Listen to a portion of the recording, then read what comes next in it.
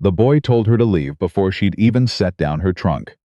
He was 16 and tall for it, with his father's jaw and his dead mother's eyes, and he stood in the doorway of the farmhouse like he'd been stationed there, arms crossed, expression carved from the same Alberta limestone as the Porcupine Hills behind him.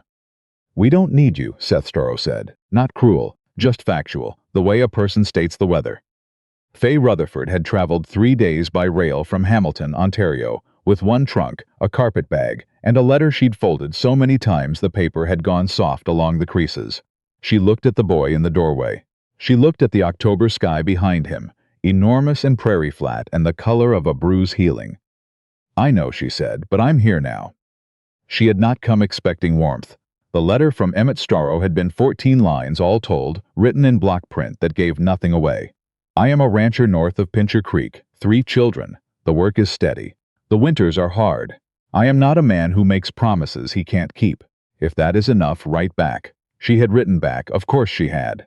At 28 years old, with a teaching position that barely covered her rent, and a city full of people who'd known her since she was small enough to pity, Alberta felt less like a gamble and more like the only door in a room that had been slowly running out of air. Emmett Storrow himself was not in the yard when the hired man's wagon pulled up. He came out of the barn only after she'd climbed down from the seat, and he did not walk toward her so much as materialize beside the fence post, watching. He was perhaps 40, lean the way men who work outdoors go lean, not thin but reduced to essentials. He had the expression of someone who had decided long ago that hope was an inefficiency he couldn't afford. "Miss Rutherford," he said. "Mr. Storrow," she said, and put out her hand. He shook it, brief, firm. His eyes moved over her once professionally, the way you assess a horse you're not sure about. "Rory'll take your trunk to the house," he said. "Supper's your responsibility, starting tonight." He turned back toward the barn. Faye stood in the yard with her carpet bag and the October wind pulling at her coat. Behind her, Rory, a short, weathered man in his 50s, who'd been quietly kind the entire wagon ride from town, cleared his throat. "He's like that," Rory said. "Not an excuse, just information."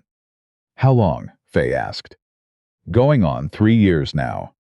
She didn't ask what had changed 3 years ago. The farmhouse told her. She could see it the moment she stepped through the door.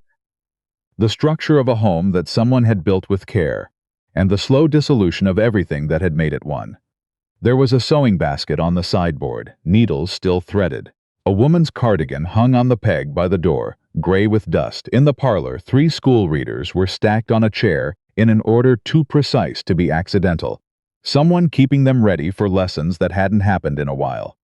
She took off her coat, rolled up her sleeves, and found the kitchen. Supper was salt pork and potatoes, because that was what the larder had. She set the table properly, plates centered, forks straight, and when the family came in, she watched them arrange themselves with the careful choreography of people who have learned to take up as little space as possible. Lottie, 9, sat next to the empty chair with a practiced distance that hurt to see. Finn, 6 and gap-toothed, scrambled into his seat and looked at Faye with the uncomplicated curiosity of someone too young to have decided what to think yet. Seth sat across from her and did not look at her at all. Emmett ate without speaking. At the end of the meal, he said, "The kitchen garden needs clearing before the freeze. I'll leave the list." "Leave it," Faye said. "I'll find what needs doing." He looked at her for just a moment. Something moved behind his eyes, not warmth, but a faint adjustment, like a man recalculating the distance between 2 points. "Early start," he said, and left the table. Faye sat with Lottie and Finn while they finished eating. Finn asked her if she'd ever seen a real buffalo.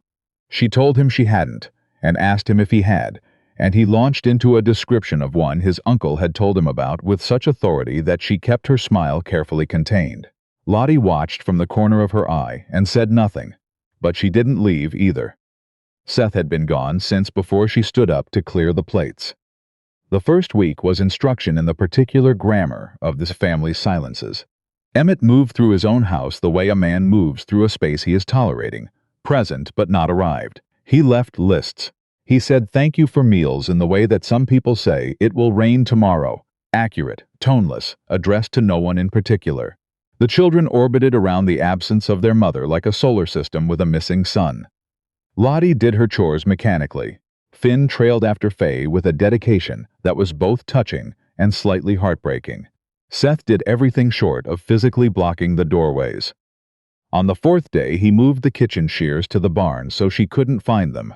On the fifth, he told her the path to the root cellar was around back past the fence, which led her into a pasture with a cow who expressed her opinions firmly. On the sixth evening, she came in from the kitchen garden with mud to her ankles and found him reading at the kitchen table, and she said pleasantly, "Seth." He looked up. "I'm going to be here regardless," she said. "You can keep spending your energy this way, or you can let me get on with it. Either way, I'll be here." He stared at her. His jaw was tight. She waited. "My mother used to sit at that table," he said, quietly, like it cost something. "I know," she said. She did not add anything to that. She put the kettle on, and she let the silence be what it was. He left before the kettle boiled, but he did not move the shears again. The letter arrived on the 9th day. It was sitting on the desk in the ranch office, half under a ledger, and Faye found it when she went in to review the account books. Emmett had not put accounts on the list, but the books were visibly unbalanced, and she could not leave a thing wrong in her line of sight. The letter was not addressed to her, and she would not have read it had her eye not caught the return name on the envelope. Mrs. Albert Copley, Cochrane, Alberta. She set it down. She turned away. She organized the ledger columns instead. But Maud Copley's name was familiar because Rory had mentioned it once, carefully, in passing. The way people mention things they want you to know without being the one to tell you. Adeline's mother, the children's grandmother, a woman who had written to Emmett twice since Adeline's funeral, the letters arriving like slow weather. She left the letter where it was. She found the earlier correspondence 2 hours later, not by snooping but by doing what she had been brought here to do. The accounts were in genuine disarray, and the disarray went back further than she'd thought. Tucked inside the ledger from 18 months prior was a folded sheet, and she unfolded it without thinking, expecting a receipt. It was from a solicitor in Lethbridge. The language was careful and procedural, and what it said, in the clean vocabulary of legal correspondence, was that Mrs. Albert Copley was prepared to petition the territorial court for custody of her grandchildren, Seth, Charlotte, and Finn Stroro, on the grounds that their father's capacity to suitable care and moral guidance had become a matter of concern. Faye sat with that for a long time. She read it twice. She put it back where she'd found it. Then she sat at the desk with her hands flat on the closed ledger and let herself think.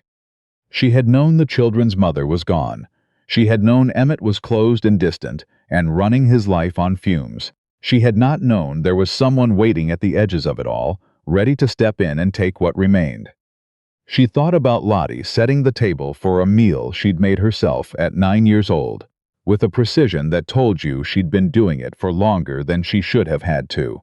She thought about Finn asleep in 2 seconds each night, the sleep of a child who is exhausted in the way that has nothing to do with physical work. She thought about Seth at that kitchen table, jaw tight, saying my mother used to sit there, not a threat, not an attack, just a boy trying to hold something in place with both hands. She thought, I am going to need to understand exactly what we are dealing with. She started with the accounts. That was what she knew. Emmett's finances were not catastrophic, but they were leaking. Small miscalculations, unpaid invoices left to compound.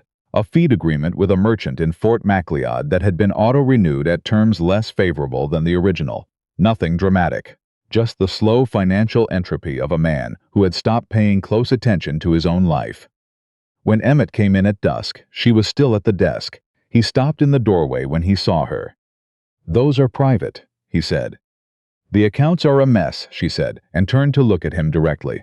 "Not a disaster, but close enough. And I found the solicitor's letter from Lethbridge. Not by prying. It was filed with the 18-month ledger. I wasn't looking for it."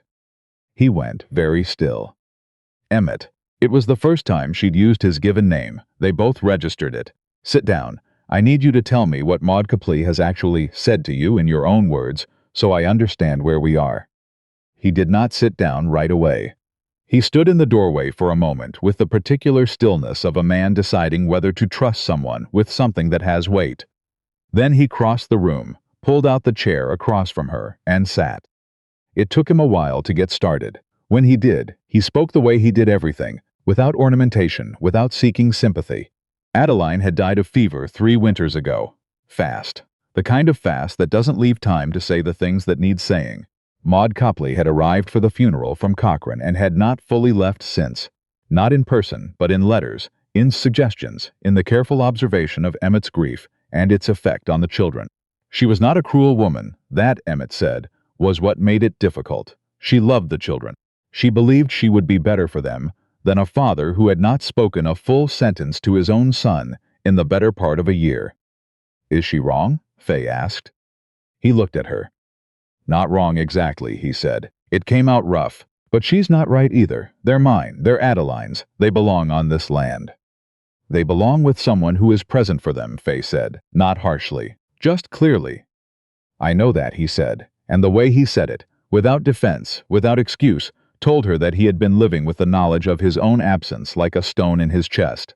"That's why I wrote to the agency. Rory told me I needed someone here who was." He stopped. His jaw worked. Who was still going forward. "I didn't know how to be that. I still don't always know." The kitchen was quiet. Outside, the wind was coming up from the south, warm for October, Chinook weather, the kind of wind that arrived like an apology from the mountains. "Tell me about Adeline," Faye said. He looked up. "You talk about the children," she said, "but not about her. And I think you need to, before we can figure out any of the rest of this." What followed was not easy for him. She could see it, the careful way he chose the first words, as if he was negotiating access to something he had sealed off. But once he started, she let him go, and he talked for longer than she expected. Adeline had been from Cochrane originally, daughter of a hardware merchant, and she had followed Emmett north to Pincher Creek when he took on the ranch in 1882, with the cheerful certainty of someone who has decided they want a particular life and intends to have it. She had been the one who planted the kitchen garden and taught Seth to read and name the horses after mountains. She had called the Chinook her favorite sound, the wind through the pass. She always knew what she wanted, Emmett said, and there was grief in it and pride in equal measure. "She sounds like someone worth missing," Faye said carefully. He was quiet for a moment. "I didn't know how to stop," he said. She had heard this kind of sentence before, the kind that is not a complaint but a confession. She let it sit. "Missing doesn't work that way," she said. "You don't stop. It just changes eventually. Becomes something you carry differently." He looked at her for a long time. "Has it?" he said. "For you?" She thought of her own mother, gone 4 years ago in spring, the particular shape of an absence that had changed the color of everything for a while. "It changes," she said again. "That's what I can honestly tell you." He nodded slowly and stood. "I appreciate you saying so," he said, and the words held something they hadn't the week before. Not warmth, not yet, but an acknowledgement, a small giving of ground. She was the one who brought up Maud Copley the following morning. She found him at the fence line before breakfast, checking the posts where the autumn frost had started its work on the ground. She came out with 2 mugs of coffee and handed him one and said, without preamble, "The solicitor's letter says she can petition on grounds of unsuitable care. What does that actually mean in practice? Has she been documenting things?" He wrapped both hands around the mug. "Rory thinks she has someone in town who talks to her." "Then we need to be more deliberate," Faye said, "about what there is to see." He looked at her. "The children are behind in their schoolwork," she said. "I can fix that, that's what I do. Finn can't read yet at all, and he should be able to, at 6. Lottie's arithmetic is 2 years behind. Seth hasn't had a proper lesson since before Adeline." She looked at him directly. "I need you to be present for it too. Not just to show a court, but because your children need to see you in the room." The silence was long enough that she thought he was going to deflect. Then he said, "Tell me when." "Tonight, after supper." "All right," he said. The first evening lesson was stiff. Emmett sat at the kitchen table with his coffee and his careful attention while Faye worked with Finn on his letters and Lottie on her long division. Seth sat apart at the counter doing his own reading with the pointed indifference of a boy demonstrating that he did not need this. But he was there. That was what mattered. On the third evening, Finn asked his father how to spell Chinook, and Emmett reached over and spelled it out on Finn's slate himself, letter by letter, and Finn beamed as though he'd been given something rare. Lottie, without looking up from her arithmetic, permitted herself a small smile. Seth was watching from the counter. He looked away quickly when Faye's eyes moved toward him. The crisis came on a Thursday in November, when the first real snow arrived sideways and Emmett was in Pincher Creek and Faye was in the kitchen, and Seth was not where he was supposed to be. He'd gone out to check the horses in the north barn before the storm hit. Standard enough, but that was 2 hours ago and the visibility was dropping and Seth hadn't come back.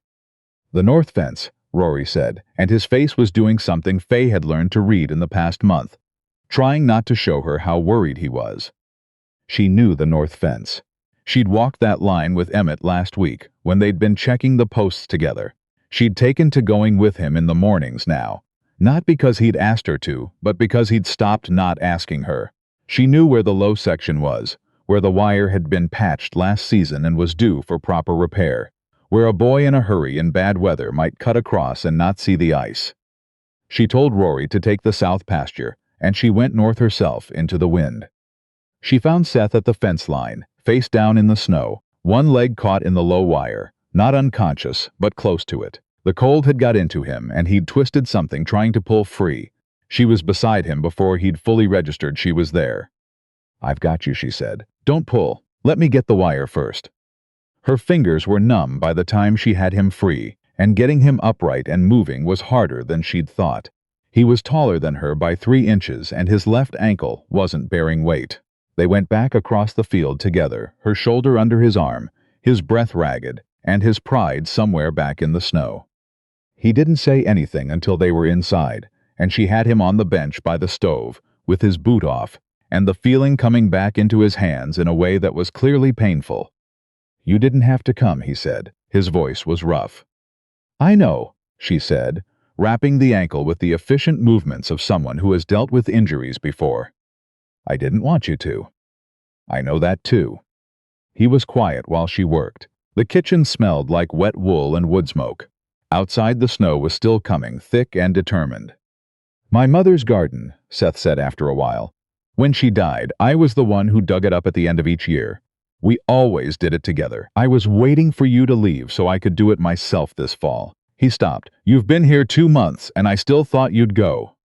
Faye sat back on her heels and looked at him. His face was trying very hard to be older than it was, and not quite managing.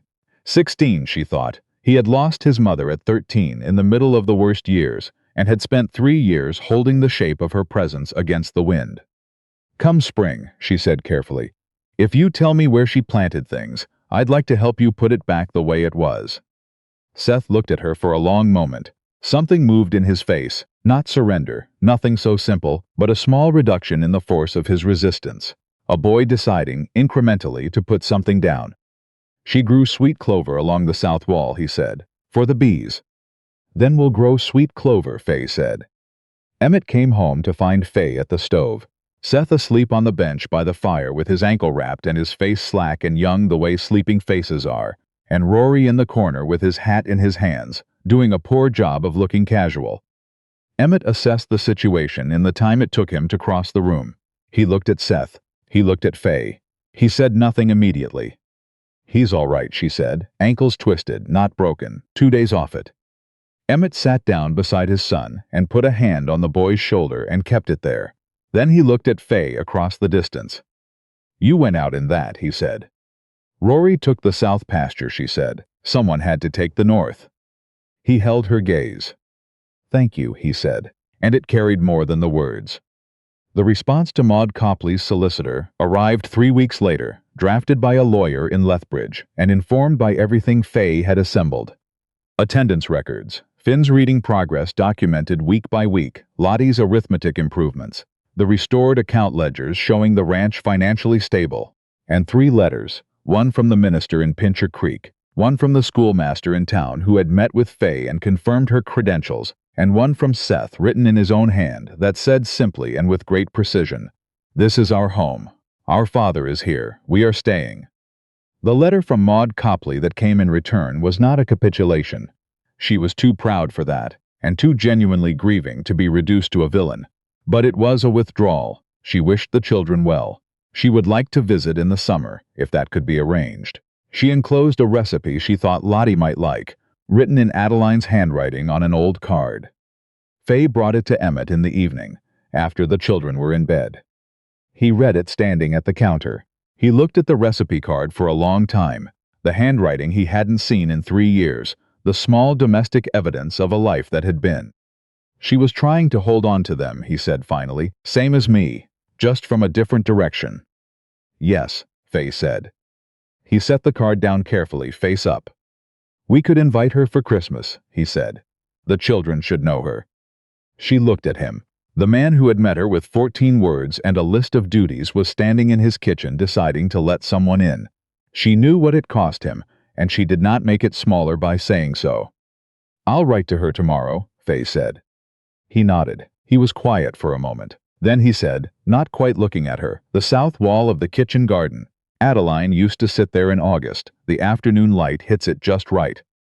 Seth told me about the sweet clover, Faye said, for the bees. He turned and looked at her. He talked to you, he said. He did. Emmett exhaled slowly, a long release of breath that had been held somewhere deep and had finally found the way out. He crossed the kitchen and stood beside her, close enough that she could feel the warmth of him in the November cold. Faye, he said. I know, she said quietly, because she did. Christmas brought Maud Copley from Cochrane, stiff in her traveling coat and precise in her opinions. Rory made himself scarce with the diplomatic skill of a man who had learned that rooms have better weather with fewer people in them. Finn showed his grandmother his reading slate with the authority of someone who had worked very hard for something and was done pretending otherwise, and she pressed her handkerchief to her face and said he was exactly like Adeline. Seth shook her hand correctly, and then, because he was 16 and fundamentally decent under the armor, brought her in from the cold himself. Lottie showed Maud the recipe card, now framed on the kitchen shelf, and said they were planning to make the shortbread at New Year's. That was when Faye stepped outside for a moment, into the December cold, to let the feeling settle. She stood on the porch with her breath-making clouds and the Porcupine Hills dark against the winter sky. Emmett came out behind her. He stood beside her without saying anything for a moment. Then, she would have liked you. Faye understood who he meant. I'm glad, she said. He turned to look at her, and it was the look she had been learning across 2 months of cold mornings, and shared ledgers, and an ankle wrapped by the fire, and a garden that was going to come back in spring. It was the look of a man who had been somewhere very far away, and had decided against reasonable expectation to come back. I'd like to do this right, he said, whatever that looks like. I think it looks like what we've been doing, she said. We can figure the rest out as we go. He reached over and took her hand. His hand was cold from the air and warm underneath, the warmth of someone who works hard and has always been alive and is only now remembering what to do with it. The garden, he said, in spring. Sweet clover on the south wall, she said. And whatever else you want. She looked out at the snow-covered fields, at the enormous Alberta sky, at the lights from the kitchen, where Maud Copley was learning her granddaughter's name for a vegetable she'd grown herself, and Finn was probably explaining it wrong, and Seth was probably correcting him with the particular satisfaction of an older brother. That's enough, she said. That's everything.